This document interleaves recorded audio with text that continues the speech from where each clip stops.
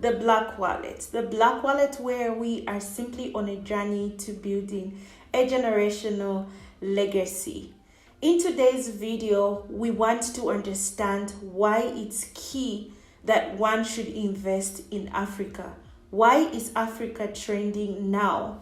Why should you consider investing in Africa? Years ago, it was a family breakthrough to have a relative or an individual travel outside of Africa in hope for greener pastures. Myself included, I left Zambia for 8 years. Obviously, my parents had in mind that they wanted a better future and they believed me leaving Africa or Zambia meant a brighter future for me. Obviously, then they were seeking for greener pastures, but personally, I believe the greener pastures are here. And that is why I'm creating this video to talk about why I think Africa is a great place for investment.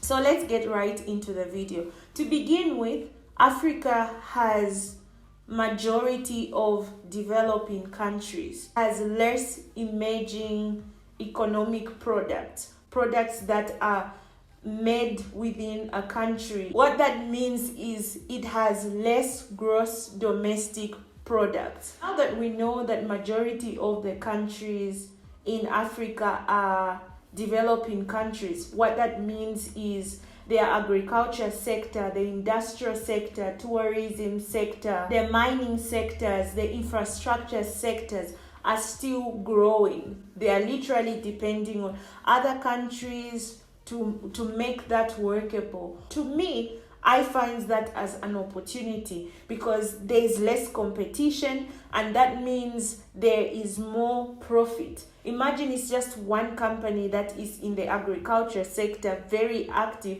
That means there's less competition and giving you an opportunity to make more profit. That development in a particular industry, it gives you the advantage if you are planning on investing in that sector because there's not much of competition. Therefore, you can develop an idea from another continent in Africa. You can literally develop the Amazon and bring it in Africa. Actually, I was literally thinking about this. I was like, why doesn't Tyler Perry think of setting up a studio?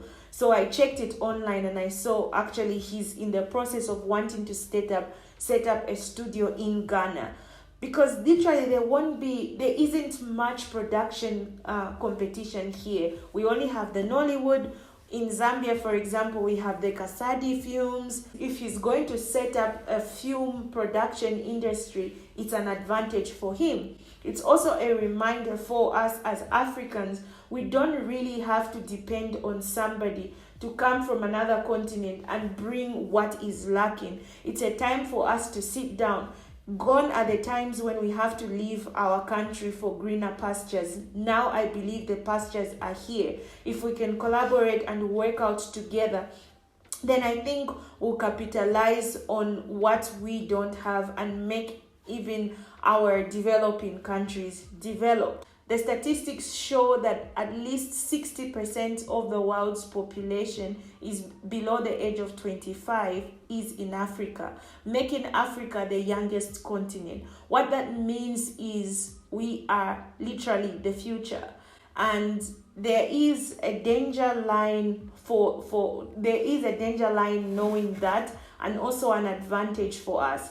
The danger line is what are the young people doing that can affect our future? Because if the government can understand that our young people are the future of the world, that means whatever they do to these young people can affect the world. China is literally improving and growing annually because they train their children from the start. English, they train you maybe computers within the school syllabus. They're teaching you how to code at a young age. For us, it's heartbreaking to know that about 12 million people enroll into an academic training, right? Let's say university, and only 3 million gets the job. So what happens to the other people, which is like 80% of those people are jobless, making them start what you call a side hustle, right? Because they need to provide for their families. The disadvantage is we don't know if out of the 80%, those people, those young people, are genuinely working hard.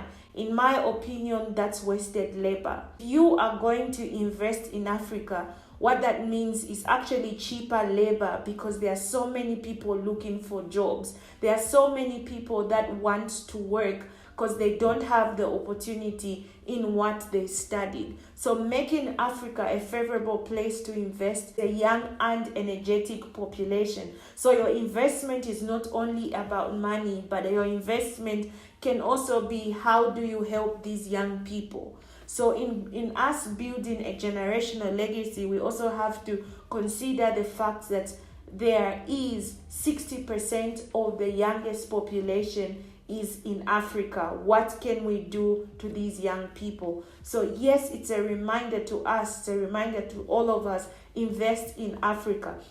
Personally, even just doing this video and seated and I'm in Zambia is like a miracle, because I never thought I would move back here. I've always been, no, I would rather hop from country to country.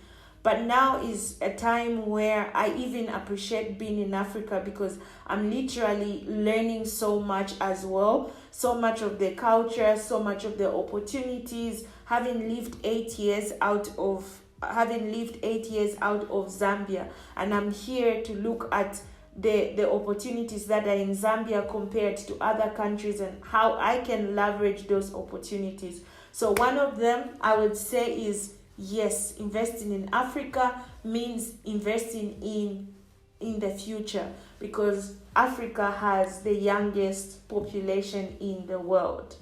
And because they are young, they have the potential to train and grow. One of the things that I was saying to myself was like, why is it like suddenly African content is trending worldwide? You know, if you look at TikTok users, majority of them are young. So if a TikTok user makes something funny with the Zambian music, the Zambian culture, with the African culture, and shares it on the TikTok platform, it trends around the world. And remember, majority of the users are young people, making even our culture trend worldwide. Why? Because the young people are using the platform even more. Number 3 is that Africa has a flexible government. Living in China and comparing foreign law there, it's two different things compared to us when we are there. Not that we are abused or not, but there's so many restrictions for foreigners. For example, like the taxes, the work, all those things. But for a foreigner, when they come to Zambia, it's literally a very good opportunity, because even the government is in support of foreign investors. So they literally welcome them, giving them flexible visa terms, the taxes, the process of their companies. I think compared to China, compared to, let's say, the US, compared to Canada, compared to various continents, it's slightly different. I find that Africa has more flexible laws when it comes to investors, more flexible laws when it comes to even us locals investing in Africa. I think it's more flexible and favorable. A great example is recently I saw a post of our president here in Zambia, His Excellency Mr. Hakainde Hichilema. He made a post about Zambia exporting avocados to UAE, and to me it's now a wake-up call, you know, because we have the government now in support and pushing to ensure that Zambian products are pushed to the other world, or different other leaders in Africa are also trying to export. So if I'm going to grow an avocado farm, that investment will thrive because I have been given an opportunity where those avocados are being exported. It was us importing peanut butter, importing tomato paste, but now a time has come when we also have the opportunity to export. So I think we can leverage on that and ensure that we also build our legacy by utilizing that opportunity. Imagine I export avocados, I have an avocado farm, my children come from generation to generation. It's just growing and we're exporting to several countries. Also, there's an encouragement in Africa, there's an encouragement for foreign investment. So if you're a foreigner, you're looking into invest in Africa, I think it's more flexible. And like you from Africa going to invest in a developed country, in a developed continent, I think it's more difficult. But the system is more flexible here if you want to work within Africa. Also, the mining sector is a very good place because we have the raw products. Developed countries finish the product. So if you have the raw product, are able to develop that raw product, I think it's a plus. So investing in the mining sector and ensuring that the final product is done locally. Should we invest in the mining sector, our profit is more because we have the raw product, and if we're going to produce it then export it, I think we make more profits in that area. Like I said before, it's a developing country. You get the tourism sector, for example, and you bring all these activities by the lake, which is rare. As I traveled to the north, you find there's water everywhere.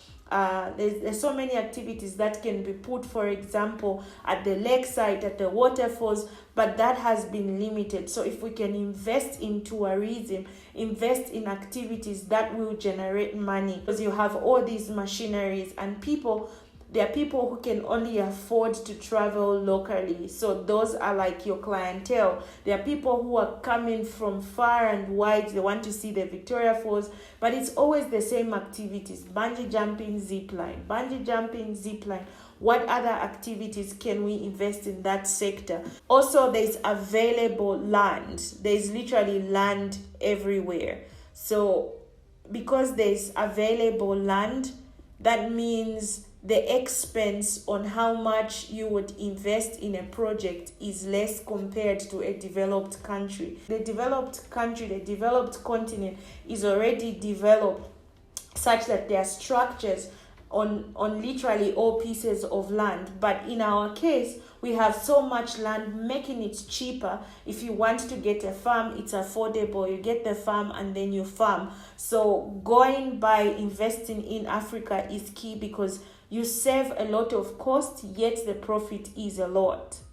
So even when you're going to do your farm, you already guaranteed young, energetic people to work for you, which makes it cheaper compared to a developed country.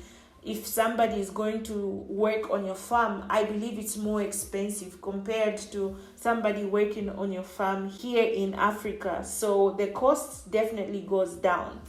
Generally speaking, in my opinion, Africa has the potential to be the future. Why? Because majority of the countries in the world are developed, and there's a new trend, a new advancement in technology. So if they are already developed, they already have consumed much of their land.